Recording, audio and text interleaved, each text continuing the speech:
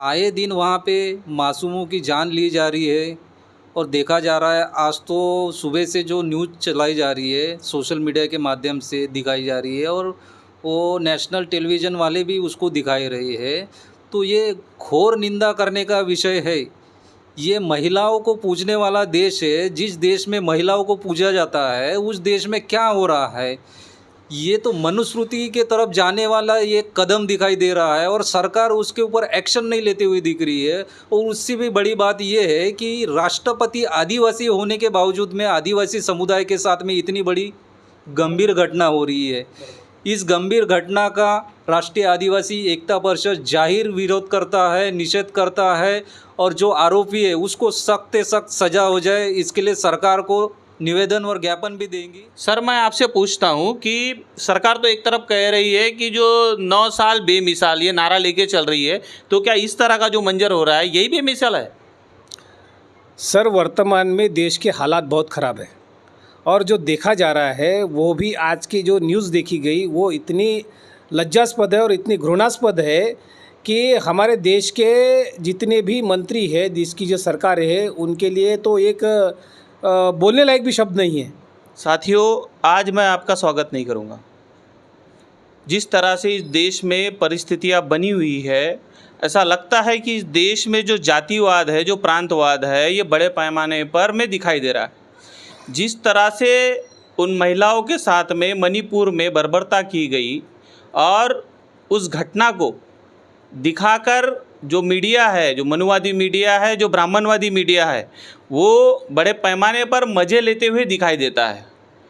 कहीं भी आज 2 महीने से ज़्यादा हो गया है, मणिपुर जल रहा है और इस देश की जो सरकार है, जो अंधी बहरी सरकार है, उसके कान पर जूं नहीं रेंग रही और वहाँ पर में जो स्थिति बनी हुई है, उस स्थिति को नियंत्रण में लाने के लिए किसी तरह का कड़े कदम सरकार के द्वारा नहीं उठाए गए हैं। उसी का परिणाम आज हमें ऐसा दिखाई देता है कि महिलाओं को मैं बोल नहीं पा रहा हूँ कि महिलाओं के साथ में इतना बर्बरता पूर्वक जो व्यवहार वहाँ हुआ है, तो इस देश में ये किस तरह की परिस्थिति निर्माण हुई है और क्या ये देश किस ओर जा रहा है, इस बारे में सरकार को सोचना पड़ेगा और सरकार इस बारे में सोचती हुई नज़र नहीं आ रही है। आज हमारे साथ में हमारे स्टूडियो में कुछ लोग यहाँ पर में उपस्थित है। हम जानना चाहेंगे, हमारे साथ में माननीय सचिन सोयाम जी, जो मीडिया प्रभारी है राष्ट्रीय आदिवासी एकता परिषद के, और उन्हीं के साथ में माननीय सनी सहारे यहाँ पर में हमारे साथ में है, जो कि जिला अध्यक्ष है संगठित बांधकाम कामगार विभाग के।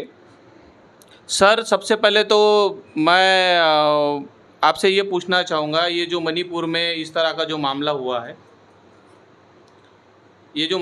है, तो इसके बारे में आप क्या कहना चाहेंगे?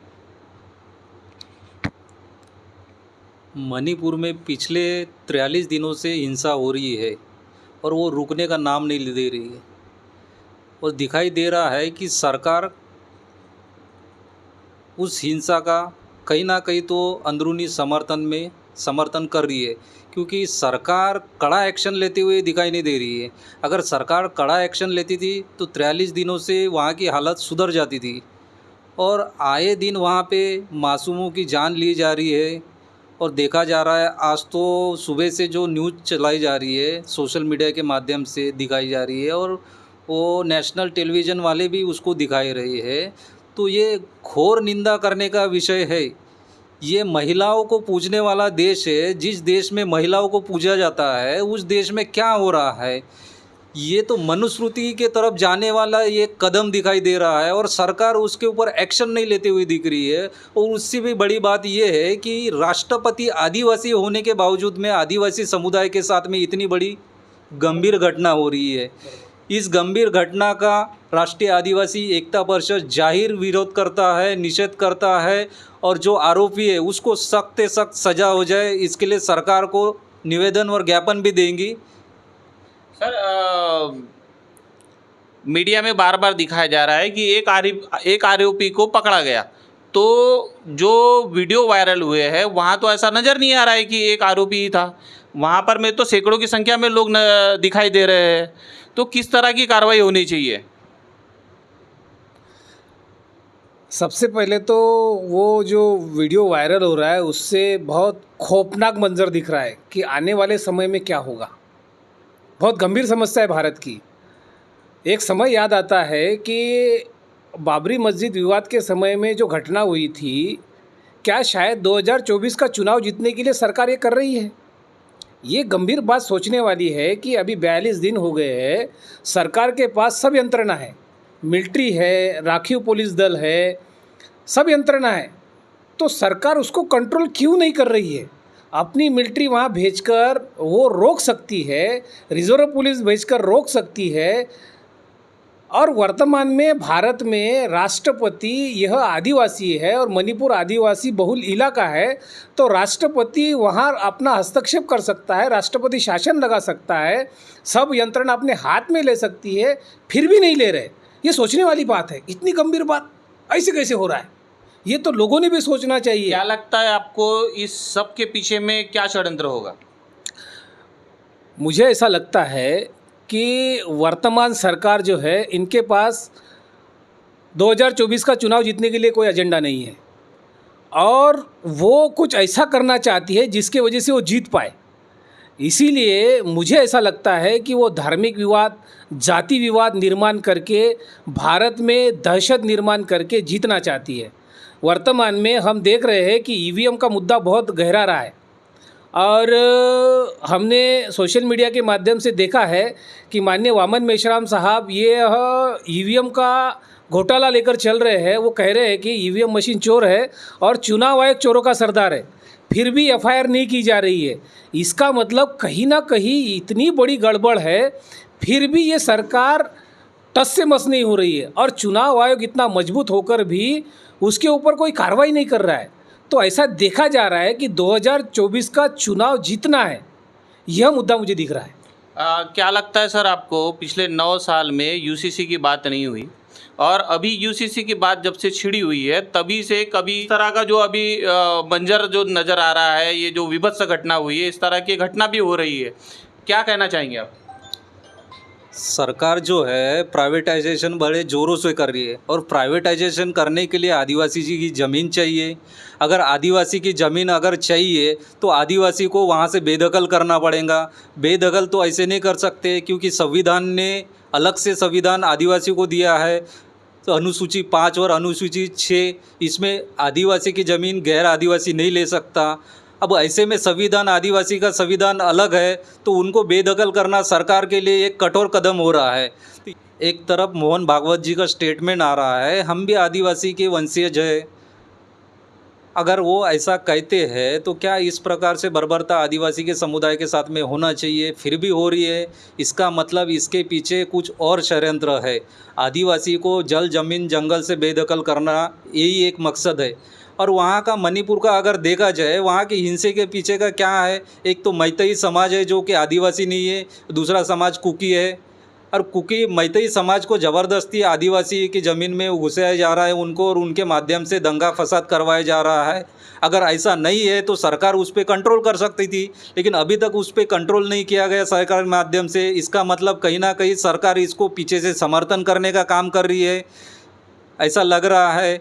अगर वो वहाँ से बेदखल होते हैं, आए दिन वहाँ से देखा जाए मासूमों को मारा जा रहा है, रोज़ पलायन कर रहे हैं वहाँ पे, उनको खाने के लिए भी अनाज नहीं है वहाँ पे, दिन रात भागे जा रहे हैं। और आज का जो प्रकरण देख लिया जाए तो बहुत गंभीर है। और इसी के साथ में एक नया प्रकरण अभी 15-20 दिन हो गए मध्य प्रदेश का है। एक आदिवासी पुरुष के मुंह पे वो ब्राह्मण समाज का प्रवेश शुक्ला करके एक है, उन्होंने पेशाब कर दिया। यानी कि राष्ट्रपति आदिवासी का होने के बावजूद भी आदिवासी की किसी भी समस्या का समाधान नहीं हो गया।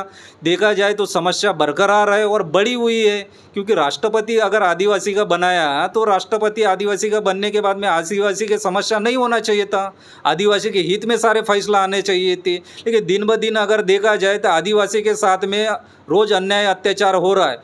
इसी को देखते हुए राष्ट्रीय आदिवासी एकता परिषद के माध्यम से 7 अगस्त को भारत बंद का माननीय एच.एन. रेकवाल राष्ट्रीय अध्यक्ष राष्ट्रीय आदिवासी एकता परिषद ने घोषणा की है। मैं सचिन सोयाम राष्ट्रीय आदिवासी एकता परिषद महाराष्ट्र मीडिया महासचिव इसका जाहिर समर्थन करता हूँ और रेखवाल सर को एक निवेदन करता हूँ कि ये जो बर्बरता का जो मुद्दा हुआ है, जो महिलाओं का बर्बरता का मणिपुर का मुद्दा हुआ है, यही भारत बंद में शामिल किया जाए। धन्यवाद। हमारे साथ में स्वयं साहब थे और सनी सहारे जी भी थे। तो जिस प्रकार ये देश ये कृषि प्रधान नहीं है, जाति प्रधान है और जातियों के नाम पर यहाँ पर में लोगों के साथ में डिस्क्रिमिनेशन होता है। आज दो समुदाय जिस तरह से लड़ाए जा रहे हैं या सरकार द्वारा जिस तरह से वहाँ ध्यान नहीं दिया जा रहा है, राष्ट्रपति खुद आदिवासी होने के बाद में भी आज महिलाओं के साथ में इस तरह से बर्बरता हुई है, तो यह बहुत सोचने की बात है कि यह सारा सब कुछ जो मामला है ये क्यों और कैसे हो रहा है। तो ये देखना बड़ा दिलचस्प होगा कि इन सब चीज़ों पर में आने वाले समय में ये सरकार किस तरह से कार्रवाई करती है। क्या वहाँ पर में राष्ट्रपति शासन लागू किया जाता है या फिर मिलिट्री का सहारा लेके इन सारी घटनाओं को रोकने का काम सरकार क्या करती है, ये आने वाला समय ही बताएगा। धन्यवाद।